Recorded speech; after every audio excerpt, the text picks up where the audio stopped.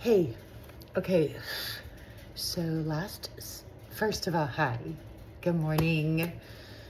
I hope you're wonderful, and I mean it. I hope you're loving up your now, like it's the most tender gift, because it is. It's a privilege to be here. It's a joy to exude. And you know what I love best about mornings? It's like a clean slate, a blank page, and you can be anything you want to be and do anything you want to do. You can clear the slate. You can say, I'm sorry for everything you've messed up before. You can rev it up and have your best intentions of your yearnings to be better and do more and love more. Okay. I love mornings. Favorite time of day. But there's always the inner bugger that wants me to get up earlier and earlier. And I'm loving the trend of showing why 5 a.m. isn't always, everybody's best friend. That's another topic. So I love you mornings. I will address that in another video. This one, okay, I think last week, hang on a second. If you've never seen me before, hi. I am striving to share a little bit about my process in writing. Why? Well, we just get too much of the finished product. We see too much of the outcomes. We don't see enough of the process and the wrestling and the struggle or the victory. I bet there's writers out there that never have an issue. God bless them. Okay, so if this is your first time, hello. If you didn't see, no worries. You haven't lost anything. Don't feel like you gotta scroll anything and go back and, wow, what is she talking about? This is one method I use when I'm just trying to outpour. What does outpour mean? That means unedited, get everything out. Unedited, don't script myself. Don't be, worried about how anything comes out on the page. Just write your heart out.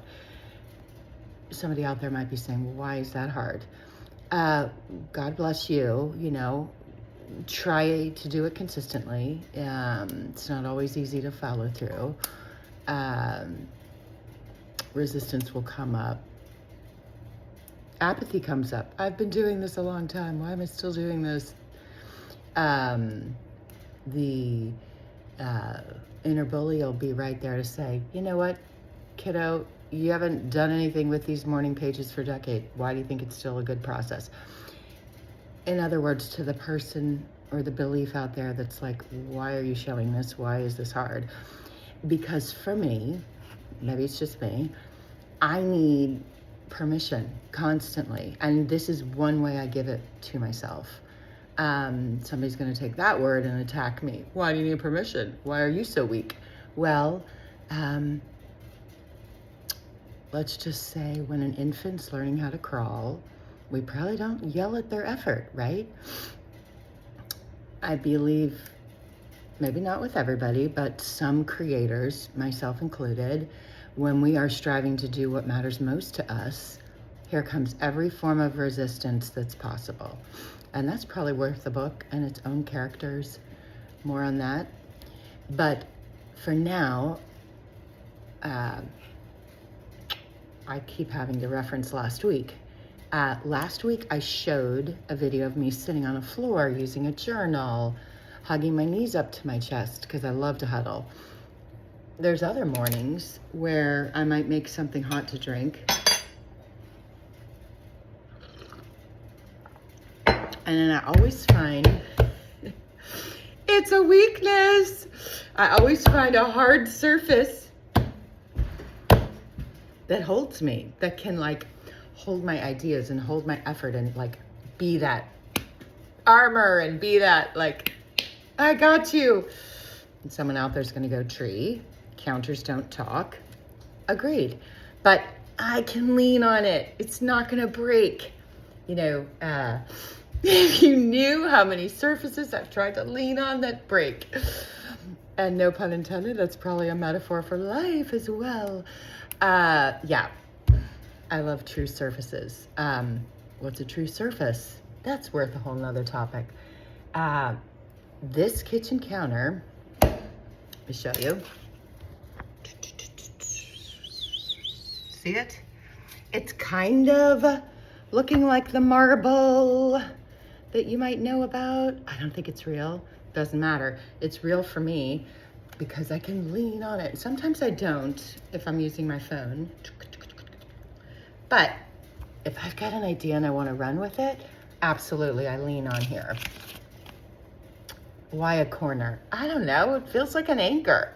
I've got supports left and right. Somebody out there is going to say, why don't you have a standing desk? Good idea. I should probably get one. All right, so I'm going to do what I did last week. I'm going to pray for a second, write something, and then share it.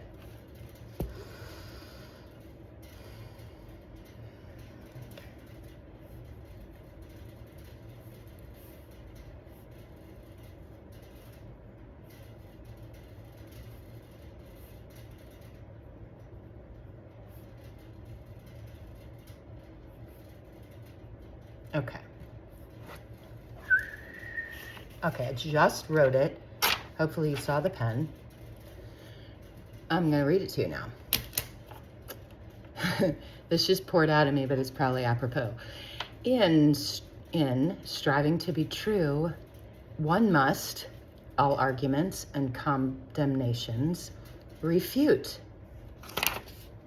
Oh, you know what I've noticed recently? Sometimes when you do video, like if I show you something, it's backwards. So I don't know that me holding this up is going to be real visible to you.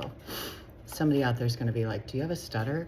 I don't think so, but absolutely when I'm like spontaneously pouring out, sometimes I'll like repeat a word. It's probably nervousness, a little bit, maybe. Yeah, I love this. In striving to be true, one must all arguments and condemnations refute. Somebody out there is going to go, why? I kind of love my arguments. I'm comfortable with them. I don't have to grow if I believe them. I hope that works for you. It doesn't work for me. If I hear a limitation in my thinking, I have to bulldoze through it. And that's my upbringing, my metaphysical healing training. We are meant to be fear-free, and we are meant to have no limitations. So I refute every argument and condemnation that comes to mind. I'm not always successful at denying it and working through it, but I sure try. Okay. Last week, I think I had my hair down. This week, I had my hair tied up. Still no makeup. And I'm not apologizing for that, but I will say people in my dear mom's generation aren't used to this, right? I mean, God bless all of them. They made up themselves to look their exquisite, graceful selves before even, going out the door, and I have the deepest respect for that. In the morning, though, I'm not made up. But that is not a slam to that generation. It's so invaluable for me to say that because I love every single mother that's gone before and grandmother and all of their amazing trends, Why am I crying?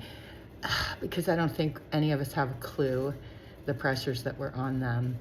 I mean, you've seen what women used to wear.